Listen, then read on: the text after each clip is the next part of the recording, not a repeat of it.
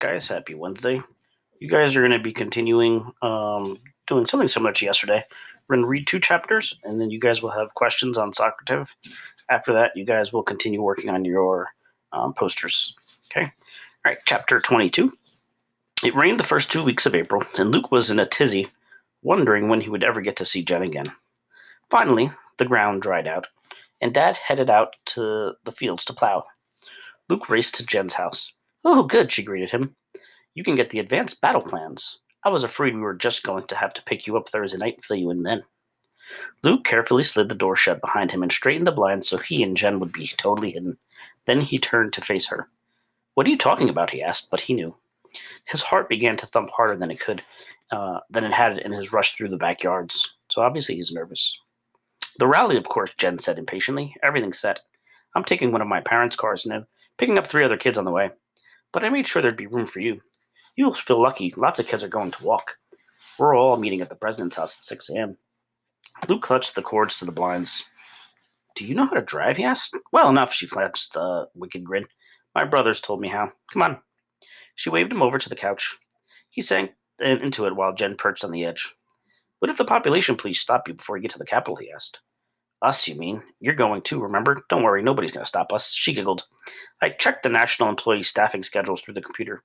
Let's just say several of the population police got unexpected days off." "You mean you changed their schedules? You can do that?"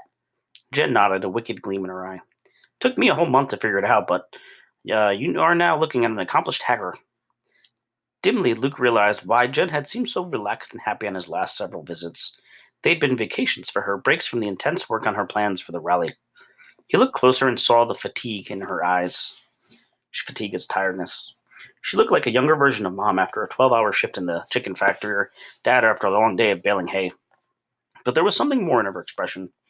His parents had never looked so feverishly giddy. "What if somebody finds out what you did and changes it back?" Jen shook her head. "They won't. I was very selective. I coordinated everybody's travel plans and only eliminated the police who had to be eliminated. Aren't you excited? We're going to be free after all these years." She leaned down and she pulled a sheaf of papers out from under the couch. "Best hiding place in the world. The maid's too lazy to go under here. Now, let's see. I'll pick you up at 10 p.m. and..." Luke was glad she was looking at the papers instead of him. He wouldn't have been able to meet her eyes. Okay, so nobody's going to be caught on the way to the Capitol. But once you're there, at the president's house, somebody is going to call the population police, and then... Luke felt panicky just thinking about this. Jen wasn't phased. "So what?" she asked. "I don't care who gets called or what. Heck, I may call the population police myself. They're not going to do anything to a crowd of 1,000, especially not when lots of us are related to government officials. We'll make them listen to us. We're a revolution." Luke looked away. "But your friends, you were mad at them, but because they weren't into it. What if they don't show up?" "What do you mean?" Jen's voice was fierce. Luke could barely speak for the panic welling inside of him. "In that chat room, they were making jokes. Carlos, Shaw, and the others. You said they weren't taking it seriously." "Oh, that was a long time ago. They're all on board. They're psyched. Why, Carlos is my lieutenant in all of this. You wouldn't believe how much he's helped. So, okay, 10 o'clock, and then it's 8 hours to the Capitol, and..." She consulted her papers again. "What kind of sign do you want to carry? I deserve a life, or end the population law now, or this one I can find in an old book. Give me liberty, or give me a death." Luke tried to imagine what Jen seemed to be taking for granted. He could get in the car. He'd sat in the pickup in the barn. A car wasn't much different. For 8 hours, that would be all he had to do, sit. Not that difficult. Except that panic would be coursing through him for the entire 8 hours because of where the car was going. And to get out in public at the president's house and carry a sign? His imagination failed. He broke out into a cold sweat. So obviously he's not enjoying this. "Jen, he started. "Yeah?" Jen waited. The silence between them seemed to be growing like a balloon. Luke struggled to speak. And this is an example of a simile here. "I can't go." Jen gaped at him. I can't," he said again weakly. Jen shook her head briskly. "Yes, you can," she said. "I know you're scared. Who isn't? But this is important. Do you want to hide all your life? Don't you want to change history?" Luke made a stab at humor. "Isn't there another choice?" Jen didn't laugh. She sprang from the couch. "Another choice? Another choice?" She paced, then jerked back to face Luke. "Sure. You can be a coward and hope somebody else changes the world for you. You can hide up in that attic of yours until somebody knocks at the door and says, 'Oh, yeah, they freed the hit, and you want to come out?' Is that what you want?" Luke didn't give an answer. "You gotta come, Luke, or you'll hate yourself the rest of your life. When you don't have to hide anymore, even years from now, there'll always be some small part of you whispering, 'I don't deserve this. I didn't fight for it. I'm not worth it.' And you are, Luke. You are. You're smart, funny, nice. You should have been living a life instead of being buried alive in that house of yours. Maybe I just don't mind hiding as much as you, Luke whispered. Jen faced him squarely, her gaze unwavering. Yeah, you do. You hate walls as much as I do, maybe even more. Have you listened to yourself? Every time you talk about how you used to go outdoors and work in the garden or something, you glow. You're alive. Even if you don't want anything else, don't you want to be able to go back outside? What Luke wanted was to get away from Jen because she was right. Everything she said was right. But that couldn't mean he had to go. He huddled deeper into the couch. I'm not brave like you, he said. Jen grabbed his shoulders and peered into his eyes. Oh, yeah? You dared to come over here, didn't you? And here's something. Why are you always the one who makes the trip? Do you ever think of that? If I'm so much braver, how come I'm not risking my life to see you? There were 1,000 answers to that. Because I found you first, because your house is safer than mine, because I need you more than you need me, you've got your computer and all your chat room friends, you go places. Luke squirmed away. My dad hangs around my house too much, he said. It's safer this way. I'm just protecting you. Jen backed up. Thanks for the chivalry, she said bitterly. I've got enough people protecting me. If you care so much, why don't you help me get free? You say you won't come to the rally for yourself.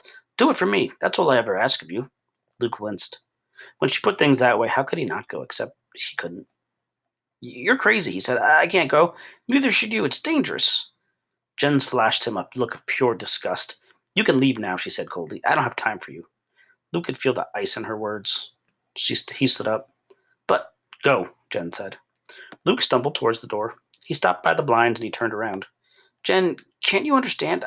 I do want it to work. I hope. Hope doesn't mean anything, Jen snapped. Action's the only thing that counts. Luke backed out the door.